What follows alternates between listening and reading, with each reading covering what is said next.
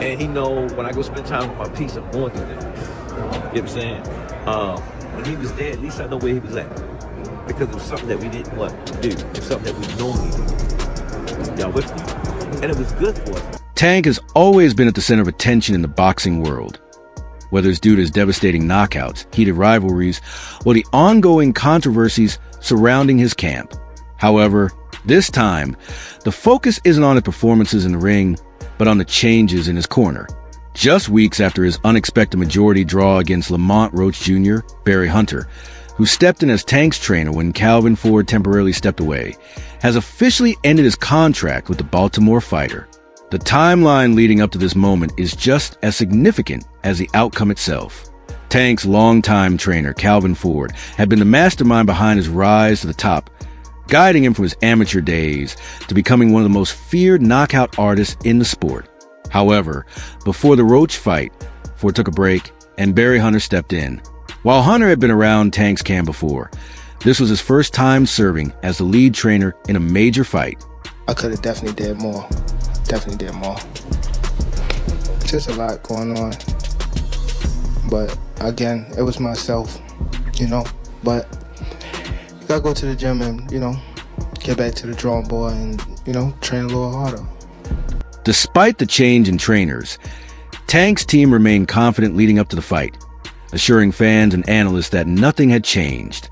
They insisted that Tank was still sharp, still dangerous, and fully prepared to put on a show. The general expectation was that Lamont Roach Jr. would be just another name on Tank's highlight reel. While Roach was known as a skilled and tough fighter, few believed he posed a real threat to Tank's dominance. Don't rob. Scorecard. They said majority draw. They cheated Roach.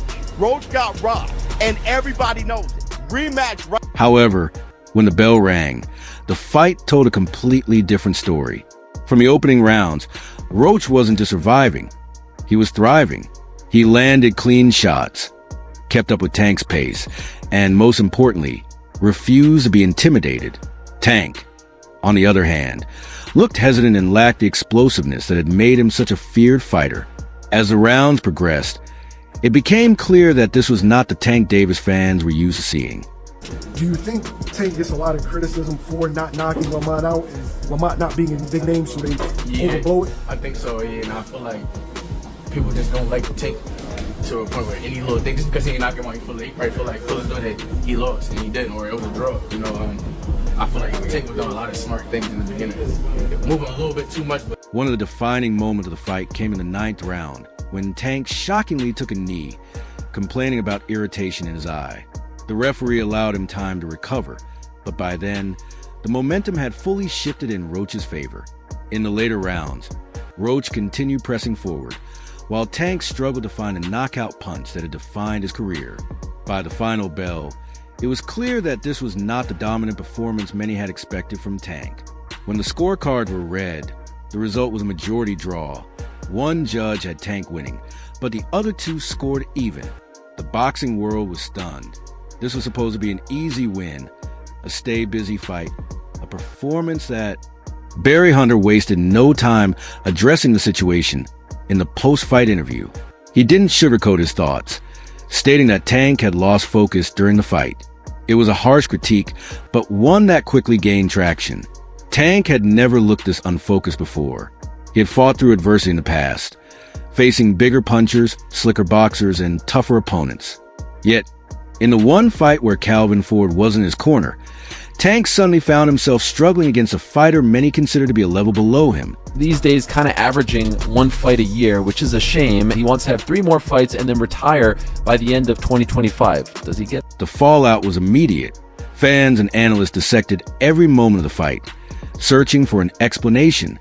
Some blamed Tank's training camp. Others speculated that he had taken Roach lightly, and many pointed directly at Barry Hunter. The central debate became whether Hunter had properly prepared Tank for the fight. Now, Barry Hunter has officially cut ties with Tank. While he hasn't elaborated beyond his comments on Tank's lack of focus, the implications are clear. The partnership did not work, and Hunter is moving on. With Hunter gone, Tank is now actively looking to reunite with Calvin Ford. Tell us something, bro. Like, what did you think about the decision? Okay. We still got to see each other. He say, you want to fight me, so you going to fight me. But what do you think about the decision? I told him I won. You told Lamont won. Got you. I talked. Sources close to the situation reveal that Gervonta "Tank" Davis has already reached out to Floyd Mayweather's former right-hand man, trainer, and mentor, Kenny Ford, to bring him back in his corner for a planned return fight in May. Ford, who has remained silent on the matter, has a deep connection with Tank, going beyond a typical fighter-trainer relationship. Ford has been Tank's mentor, guiding force, and the person who understands his fighting style better than anyone. If there's any hope for Tank to return to his dominant form, it's with Ford by his side, despite the anticipated reunion. The damage and the controversial draw against Lamont Roach Jr. has already been done. Tank's aura of invincibility has taken a major hit, and now he's channeling his frustration, pushing hard for a rematch in May to settle the score and regain his reputation. Let me know now. Do you want to fight Tank again? He said he open to do a rematch. Do you want to fight Tank 100%. again? It's only a matter of time. We're gonna fight. We're gonna fight again. It's just whenever the fight gonna happen. So it's gonna happen. It's gonna happen. The WBA lightweight champion Gervonta "Tank" Davis is far from satisfied with how his recent fight went down, and he's determined to prove that he should have won outright.